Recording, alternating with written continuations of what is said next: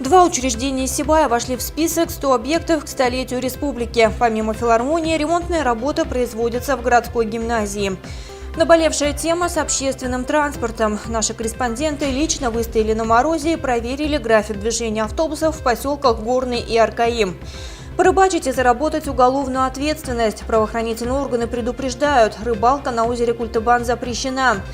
Зимняя сказка на сцене театра. Артисты приглашают юных сибайцев на новогоднее представление.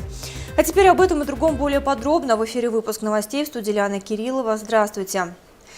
Несмотря на приближающийся Новый год, в городской гимназии полным ходом идут ремонтные работы. Учреждение попало в список республиканской программы «100 объектов республики», приуроченные к столетию Республики Башкортостан. В рамках этого гимназии выделено более 21 миллиона рублей на капитальный ремонт здания. Ирина Оренбургина продолжит тему. Совсем не по-праздничному выглядит в эти предновогодние дни здание гимназии, находящееся в центре города. Однако явление это временное, поскольку здесь полным ходом идут и внутренние, и наружные ремонтные работы. И уже совсем скоро здание гимназии будет готово принять своих учеников. К столетию Башкортостана гимназия вошла в программу «100 объектов республики» и получила средства в размере более 21 миллиона рублей на капитальный ремонт здания.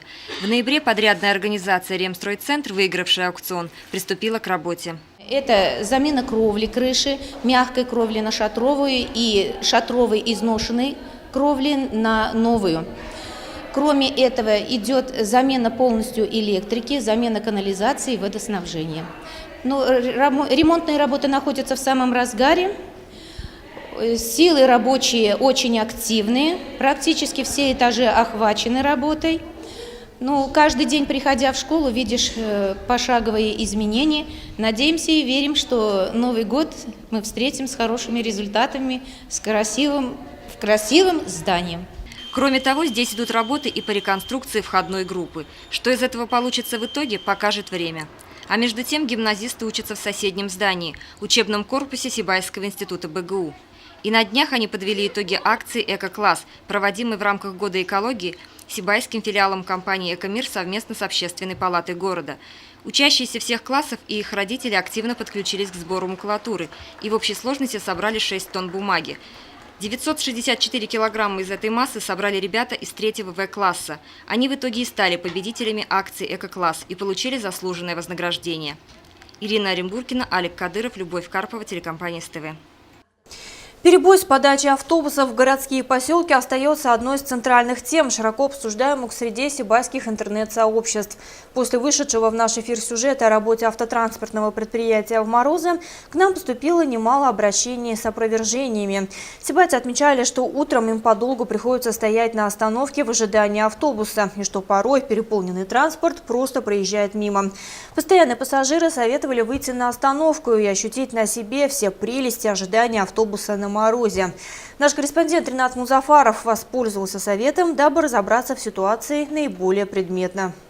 Проблема с общественным транспортом в нашем городе ощущается тем острее, чем ниже показания ртутного термометра за окном. Томительные минуты ожидания автобуса в 20-градусный мороз превращаются в настоящее испытание, и существует немалочисленная категория городского населения, которая вынуждена проходить через подобное в ежедневном режиме. Усилия, предпринимаемые сибайским филиалом «Башавтотранс» для того, чтобы улучшить положение жителей городской периферии, по заявлениям самих пассажиров, не приносит должного эффекта. Так, информацию, что время ожидания по одному из маршрутов в часы пик сегодня составляет 15 минут, поставила под сомнение интернет-общественность города. Дабы удостовериться лично, мы решили отстоять весь интервал между прибытиями автобуса вместе с жителями поселка Аркаим. Обычно сколько ждать приходится? Это 15-20. Утром ходит хорошо, но я утром на автобусах не езжу. Утром меня обычно на машине довозят до города. А вот к обеду, когда надо в город съездить, вот тут уже иногда бывает. 20 минут, 9 должен быть. Вот на 20 минут стоим, мерзнем. В последнее время вроде бы проблем нет, но иногда приходится из города стоять. Автобусов просто рейсов не бывает. Обычно в такие более-менее свободное время до обеда, после обеда, после 5, конечно же, они активизируются. Но иногда приходится час, даже полтора стоять там из города, когда возвращаешься. Я выхожу где-то 8:05. И сколько стоять приходится? 10 минут. А мы сейчас находимся в поселке Аркаим. Предыдущий автобус подъехал в 5 минут 9. Сейчас по времени снимаем 15 минут. И вот следующий автобус на рейсе. Перемещаемся по маршруту номер 5 в поселок Горный и проводим опрос местных пассажиров. Тот выходной только хотела я начальнику позвонить. Это была среда, по-моему. 8:30 автобуса не было, поломка. Бывает у них поломки. Я прям мигом подошел, и автобус подошел. Проблем нет. И нет, по расписанию выходим. Иногда они подряд ходят. Один прошел, потом минут через 5 другой прошел. Такое бывает.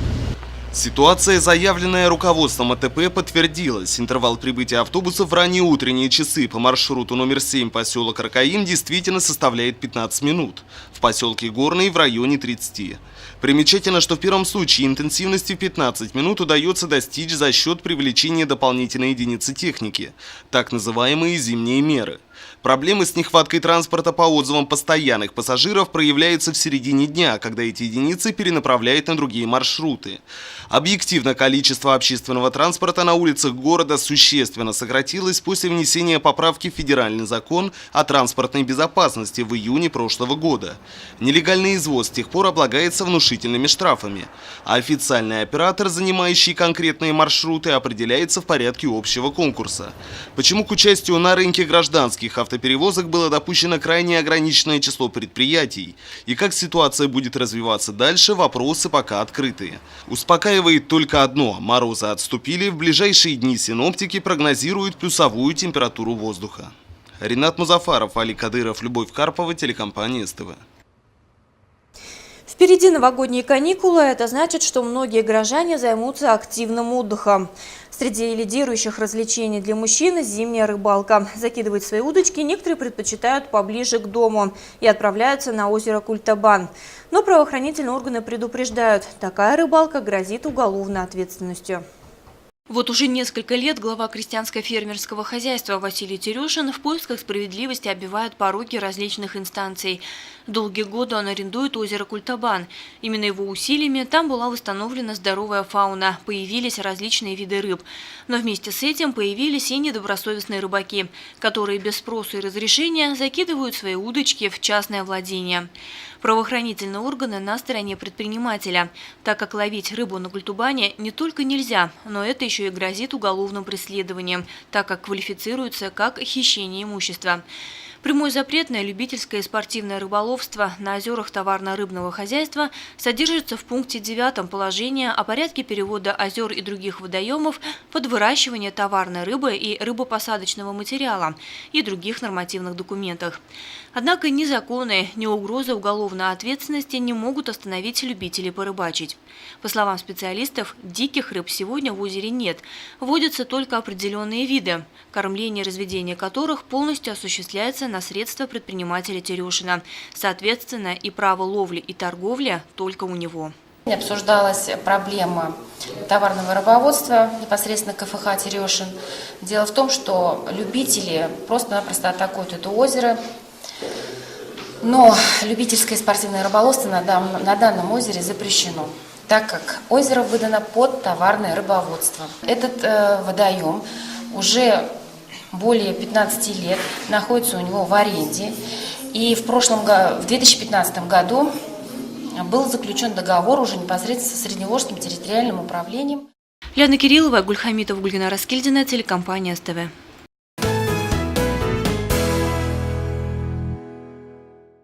Ежегодно на сцене Сибайского драматического театра имени Арслана Мубарякова в преддверии Нового года разворачивается настоящая зимняя сказка.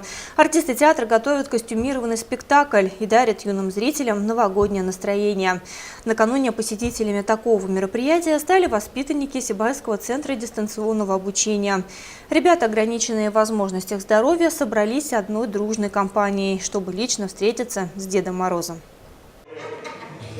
Я тебе не дедушка, я бабушка. Бабушка. Ежегодно по доброй традиции в канун Нового года на сцене Сибайского театра драмы имени Арслана Мубарякова случаются настоящие чудеса. Здесь оживают сказочные персонажи, чтобы подарить сибайской публике неподдельное праздничное настроение. Эту постановку воспитанники Сибайского центра дистанционного обучения смогли увидеть в числе первых. К ним на праздник заглянул хвостатый пройдоха Серый Волк, который в компании с коварной Бабой Ягой строил козни против заплутавшей в волшебном лесу Красной Шапочки. Постановка изобиловала юмором, несла в себе важный моральный посыл и, самое главное, позволила ребятам погрузиться в особую атмосферу волшебства, где хоть на время перестают существовать все проблемы. Для основы была взята сказка Шарля Пьера «Красная шапочка». И этот сюжет такова. Тут красной нитью ведется линия, что детям не надо отвлекаться на посторонние дела, когда они выполняют порученное дело. Большинство воспитанников Сибайского РЦДО получает образование дистанционно у себя на дому. География ребят, нуждающихся в таком формате обучения, распространяется практически на все Зауралье. По этой причине, чтобы собрать всех ребят большим дружным коллективом, руководству учебного заведения приходится предпринимать серьезные организационные усилия. Для своих детей организовываем каждый год вот такие праздники. Они сегодня приглашены в театр «Красная шапочка» в новом году. Наши дети не остаются дома. Для этого предоставлен автобус наш из Акьяра, из Хайбулинского района, из Абзелиловского района, Баймакского района приезжают дети-инвалиды с родителями. В завершении утренника, состоявшегося в холле театра, детвора получила новогодние кульки и подарки. Наполнить мешок Деда Мороза, по словам руководства учебного заведения, традиционно удается при поддержке Башкирского шахтопроходческого управления и Учелинского горно-обогатительного комбината. Зимний праздник прошел на высоком уровне, юные виновники торжества получили много радости и счастья, несмотря ни на что. Ринат Музафаров, Радмир Сингулов, Гульгина Раскидина, телекомпания СТВ. Дед Мороз непременно узнает все желания, которые загадывают дети по всей стране. Предвкушая самую главную ночь в году, ребята из Сибайского социального приюта для детей и подростков уже повстречались с зимним волшебником. Под блеском елочных шаров оказались все герои сказок. Подробности в сюжете Екатерины Марочкиной.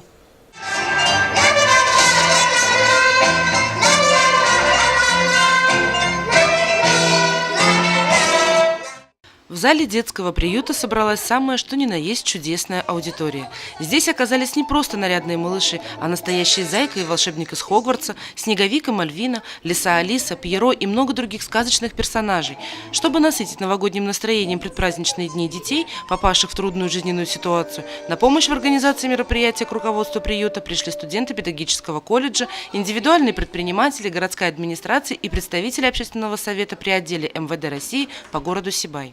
Глядя на вас, глядя в ваши глаза, я знаю, что год следующий для вас будет добрым. Добрым, уютным, комфортным, как ваш дом.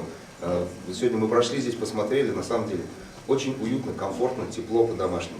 Я хочу, чтобы в сердцах ваших и душах в следующем году было только тепло и уют. На утреннике ребятам удалось отгадать все загадки лесных обитателей, научиться у Шарика и Матроскина правильному замесу теста и лепки пельменей. Клоун и его друг Петрушка с помощью ребят по ошибке вызвали не тех Деда Мороза и Снегурочку. На их место оперативно прибыли герои мультфильма «Ну, погоди». В конце концов пришлось прибегнуть к кинологической помощи и смекалке воспитанников приюта. Пес Шарик, обладая фантастическим нюхом, быстро нашел заблудившегося Деда Мороза и его внучку. Конечно же, были на утреннике и коварные герои. Кощей Бессмертный, приспешницы Кикиморы и Баба Яга похитили Снегурочку, но и здесь не обошлось без любовной интриги, которая стала ключом к спасению праздника.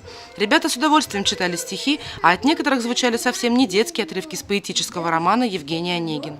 Я к вам пишу, чего же боли, что мне еще сказать? Теперь я знаю вашу волю, меня презрением наказать. Но вы моей несчастной доле хоть каплю жалости храня, вы не оставите меня.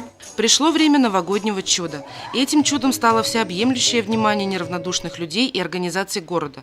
Законченный ремонт зданий и приюта радует глаз, а общественный совет и администрация города совместно с предпринимателем Ринатом Ильясовым действительно одарили детей. Различные новогодние кульки от каждого представителя, цветной принтер, горячая выпечка для чаепития и другие маленькие радости смогли на миг затмить все временные жизненные неурядицы, по причине которых эти ребята встречают Новый год в стенах городского социального приюта. Екатерина Марочкина, Нияз Мирхайдаров, Любовь Карпова, телекомпания СТВ. Еще одна информация в завершение выпуска. Для тех, кто хочет познакомить детей с представителями животного мира, все зимние каникулы будет работать контактный зоопарк «Мохнатые-пернатые», который расположился в Сибайском музее. Если вы давно планировали познакомить детей вживую с пресмыкающимися, красивыми птицами или обезьянами, то вы непременно должны показать ребенку занимательную коллекцию ручных животных, открытую для посещения в Сибайском краеведческом музее. В эти дни там работает контактный зоопарк «Мохнатый-пернатый». Мы приехали к вам из Тюмени, привезли разных зверюшек. С ними можно поиграть, подержать, погладить, сфотографироваться. Все они добрые, хорошие, ручные. Очень привыкли к посетителям, к детям. Всех мы вас ждем в гости. 170 рублей взрослый билет, 130 детский, дети до 3 лет бесплатно. Работаем мы с 10 утра до 7 вечера. Каждый день без обеда и без выходных. Среди обитателей контактного зоопарка хорек, удав, павлин и зеленая мартышка, также шиншиллы, филин, игуана, кролики и даже крокодил. Конечно, все контакты с животными контролирует опытный экскурсовод. Возможность провести интересные выходные и приобщить детей к природному миру у сибайцев есть до 15 января. И это вся информация на сегодня. Впереди выпуск детских новостей на русском языке. Оставайтесь с нами.